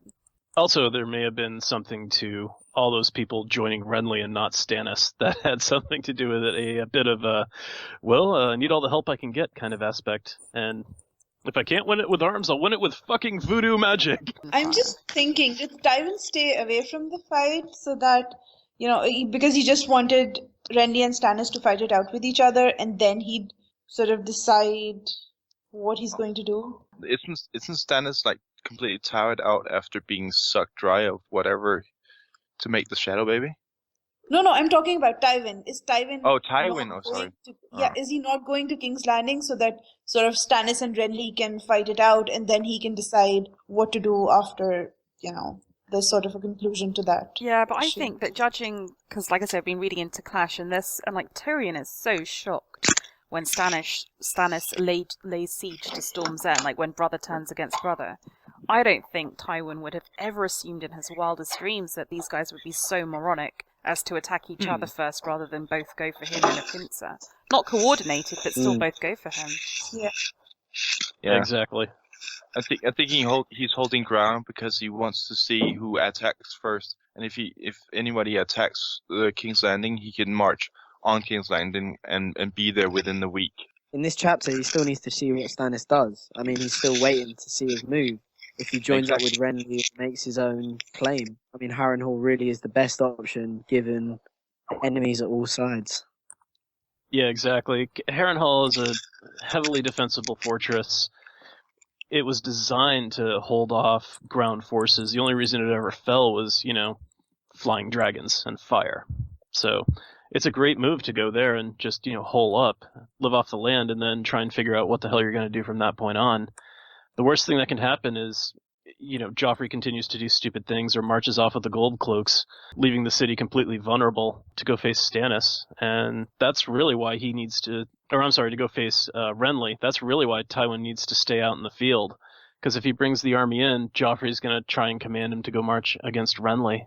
And that's just going to leave the city right for the picking for Stannis. Completely agree. And I think the problem for Tywin is that Jaime's been captured, because if he hadn't, I'm sure that Tywin would have gone back to King's Landing to take Cersei and Joffrey in hand, and that he would have left Jaime in charge of the army, but he's kind of man down, and you've got to have a Lannister in charge, right? So he's a little bit snookered as to what he can do. He's also an army down, too. Well, also that. My heart weeps. Well, the only problem with Harrenhal is that he leaves the West completely open if Robb wants to go that way. I'm kind of surprised Robb doesn't go that way just on principle alone. Just go and don't try to hold it. Just sack the ever-living shit out of it. Clean him out of money and wealth. Go back, hold the Riverlands, hold the North, use all the money and wealth that you just stole from Tywin, and hire assassins and sell swords to screw with him. Well, isn't the Westlands really hard to take completely because of Castle Rock being almost as impregnable as King's Landing? Well, he doesn't have to take the rock necessarily. He can just harass the land. Right. Okay. He can clean out Lannisport. He can clean out a bunch of the other, holds and whatnot along the Golden Tooth, and just take their stuff. He doesn't necessarily have to take the rock itself. Leave that alone. Let him have it. The only way Tywin's going to be getting, and he can just sit and hold that middle ground to stop Tywin from getting any actual supplies coming in. Unless they want to go through the Golden Road, which is going to take a lot longer to get things through. Yeah. And that's where Renly's marching up from. So. He may have had to face Renly, though, ultimately. Well, all the better if you're Robb, I guess. I mean, I'm actually really surprised that Renly just doesn't go up the Ocean Road and clean out the Westlands with the Tyrells, first and foremost, before going on to King's Landing. King's Landing, I suppose. Right. He's too busy jousting and having tourneys and being, the Knights of Summer with all his lovely boys. I mean, the weird thing about Renly, he has so many troops, but we never really see them. I don't know. I just never really truly know whether he would have been that formidable. Well, he would probably have won the battle in King's Landing, probably. Just through numbers. Because he would have a full force. Yeah, through numbers. But and that's, I think, essentially what he's thinking as well. So no rush. But other than that, I was just saying that time works in Renly's favour because he is beloved and people flock to his banner. So the longer he takes, the more people and minor houses and hedge knights flock to him. Whereas contrasted with Tywin and other military leaders who were just being basically, very harsh to the normal people, and time doesn't work in their favour. They just alienate people. Renly can afford to be magisterial that's his strategy really, is win their hearts. Go there with flowers and bread baskets. He's also doesn't look to be a one-man band, as it were. He looks, from the view we get of him, or my impression anyway, is that he would recognise that if he wants to fight a war, then you give Randall Tarley the control of the army for the war. You know what I mean? He deploys the people that are good at that particular job rather than having to be Stannis and do it all himself. Well, to be fair, if you're Stannis, there is nobody better than you to do that job. So No. Yes, I realise that, but I suppose my point is that Stannis goes in, he has to be the one in the war, and if he goes out, the whole thing loses. Whereas if Renly puts in Tarly and Tarly doesn't work, well, it's not him that's lost, is it?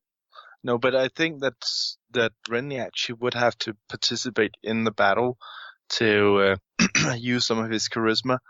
Well, because one thing you can say about Tyler, but he doesn't have any charisma. He's just scary, right? In a sense. So I think actually, like they did in the real battle of King's Landing, they march in with Renly's army to kind of bolster the morale of people, stuff like that. The ghost of Renly, right? So I think that Renly might have had to be there. Maybe not have like an active role or be like a general in maybe just like a commander or lead a front. I don't know. What do you think? Oh yeah, I absolutely agree. He'd have to prove himself. He just doesn't necessarily have to be the one calling all the shots. No. Okay. Then Stannis had shadow babies. Yep. I want to be on that. That's podcast. also a reason why. That's also a reason why he kind of came over to the side of R'hllor, right? The getting sex. I don't think so. I think it's more just Stannis is by far more a means to an end sort of person. It's a practical and a pragmatic solution for him. Yeah. If this gets me the end that I want, perfect. Done and done. I'll take that. Yeah. Get a power boner. Oh. I don't know. This gets me laid and shadow babies. Oh my god, win-win. Just like laid shadow babies and a crown. That's like a Kinder egg. It's like the triumvirate. 3 surprises in one. Yeah. How can he say no? Oh god, he doesn't. You've got the medieval money cash hose. Way to go. That and a bargain bucket of KFC, and you've got a good night out. Joke for rich people. Okay. I don't know. I wouldn't eat anything like fried or roasted around Melisandre. That would just be kind of scary. Also true. Yeah. Other stuff on Tyrion 9? It's a great chapter. Fickle sellswords. Yeah, man. You see a lot of fickle sellswords here, and he still trusts Vargo Hoat, so it's weird. We start to see that Kevin Lannister's like a really reasonable and rational sort of guy. Yeah. He points out some of the tactical mistakes where some of the other guys are just like, how could this happen? How could it happen? And he's like, well, here's why. You've never seen that castle. Here's what happens, and here's what you have to do. So he's the good person that will question. He's loyal, but loyal doesn't mean you have to agree with everything that's said. Nope. What does everyone read from the final line? Well, the Tywin line of because you're my son. He's manipulating him. Yeah, is that it? Yeah, I think so. But personally, at least. Oh, what? Because you think he isn't his son? Are you questioning? Well, just trying to paternity. Make him loyal, maybe. Yeah, exactly. Yeah. This is saying just because he knows that the he's holding back all the good things he should say as a father to all his kids, so that when he does say something nice like "you're my son," they get extra motivated to do something. Well, let's also keep in mind this is also the first time Tyrion's really proven his worth. Like, hey, you managed not to get killed in the Vale, and you showed up with guys who helped out in the fight, and you just won a battle. Wow, and then he's sitting in council, and he's correctly calling what the political situation is. So Tyrion's actually showing more than he's what Tywin ever thought. So do you think it's more than Tywin just not having other options? It's Tywin actually being a meritocrat and actually rewarding wisdom with responsibility? Nope, personally not. I'd say it's Tywin awarding capability. I think I'd have to agree with Patrick. I think it's Tywin recognizing capability. Okay. Not necessarily wisdom, but capable. Yeah, I think I agree to some extent, Scott. I think that he sees that Tyrion is Use in Tyrion. the use in Tyrion, but and that he's the most useful person he can spare to the job, and that's the extent of it, and he's just boosting Tyrion's morale and confidence to actually go down and do the job. Well, yeah, it feeds into you guys' earlier point that he does actually follow exactly what Tywin says almost. I mean, aside from Shay. Yeah. You know, he figures out who to trust out of Varys, Littlefinger, and Pycelle, and puts Cersei and Joffrey in place.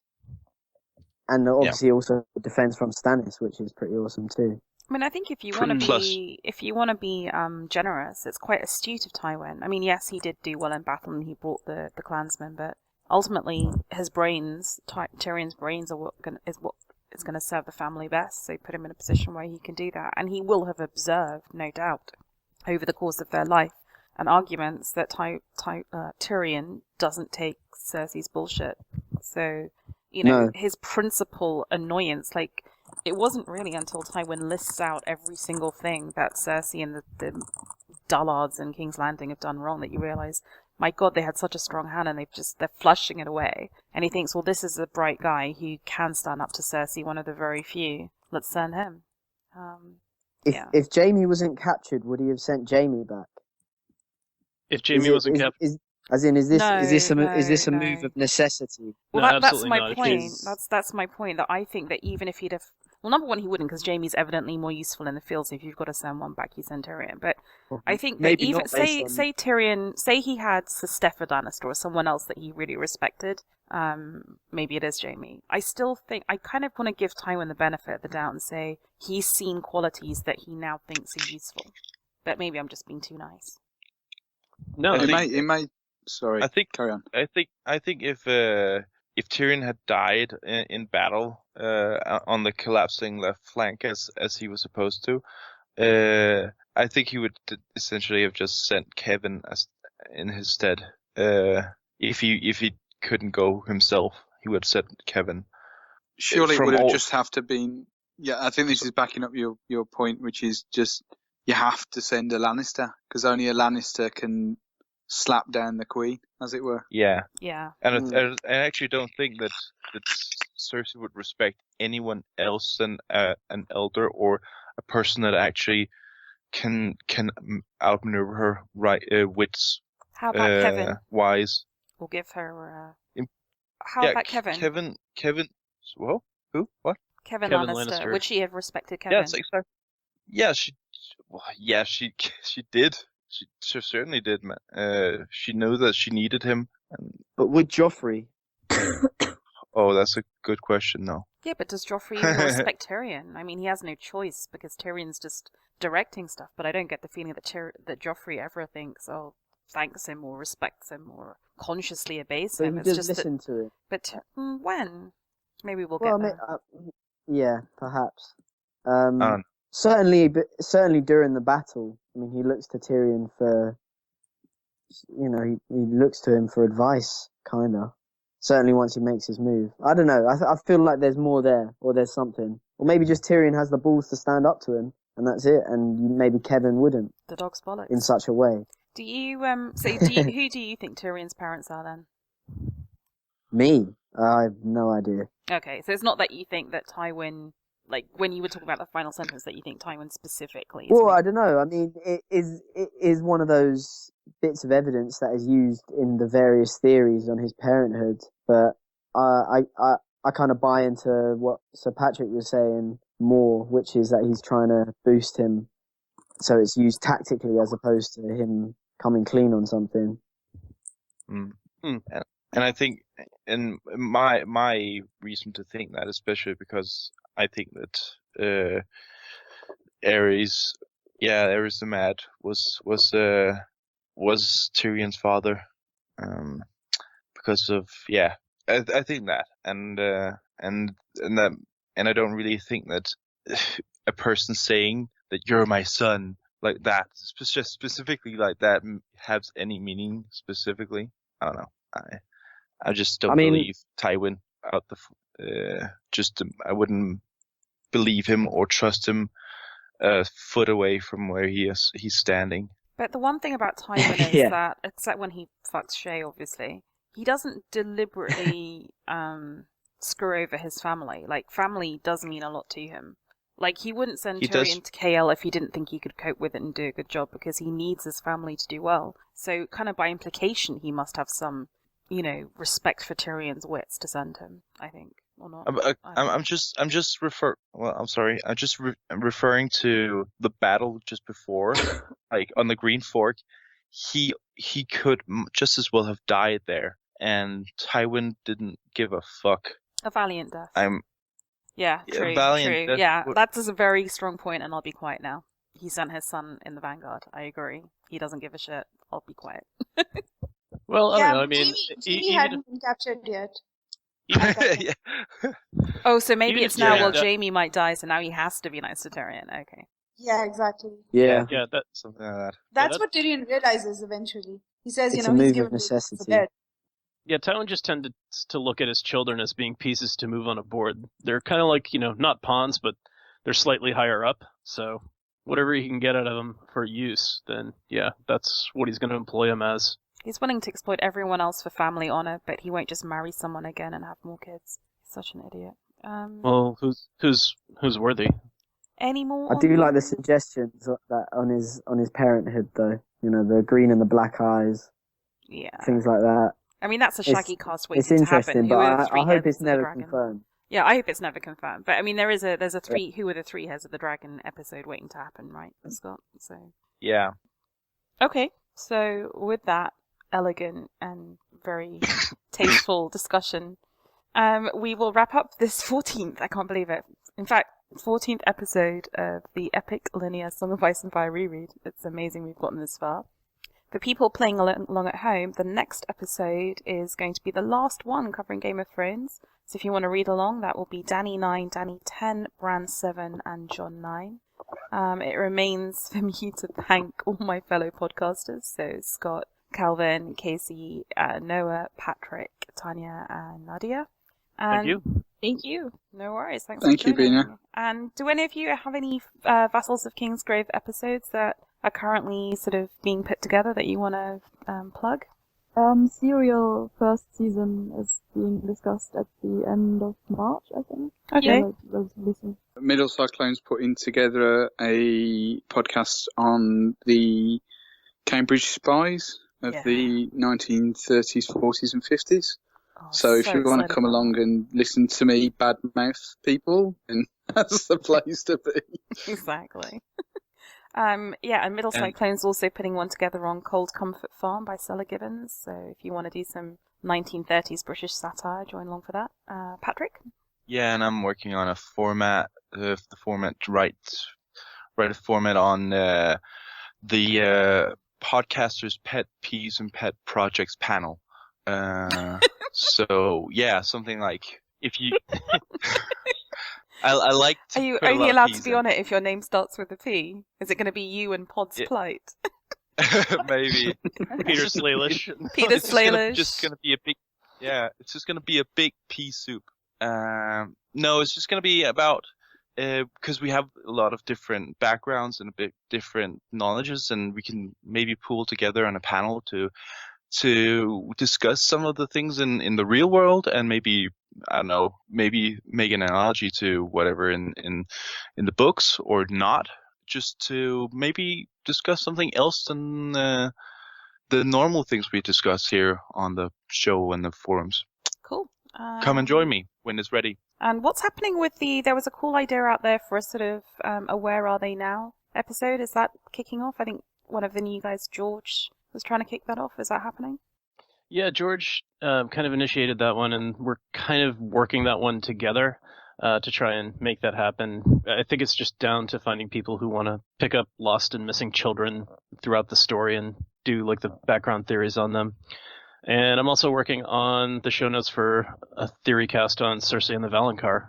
Excellent. So there's lots for you all to get involved in, whether it's on the Song of Ice and Fire or other books, not even geeky stuff, but real stuff, as Patrick points out. So if you want to get involved, please head over to the forums of A Podcast of Ice and Fire, or you can find us at VOK Podcast on Twitter, Vassals of Kingsgrave on Facebook, Tumblr, and other stuffs. So yeah, hope to see you soon.